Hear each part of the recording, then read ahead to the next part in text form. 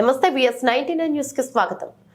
నగర్ కర్నూలు జిల్లా అచ్చంపేటకు భువనగిరిపల్లికి చెందిన రాము నాయక్ 27 10 సంవత్సరాలుగా అల్వాల్ నివాసం ఉంటున్నాడు. అల్వాల్లోని జిఎన్ఆర్ మల్టీ స్పెషాలిటీ హాస్పిటల్లో ల్యాబ్ టెక్నీషియన్ గా పనిచేస్తున్న నర్సింగ్ సేవలు అందిస్తున్నారు. సోమవారం రాత్రి తండ్రి చక్రి నాయక్ తో మాట్లాడి ఉద్యోగానికి వెళ్తున్నానని ఆనందంగా మాట్లాడాడు.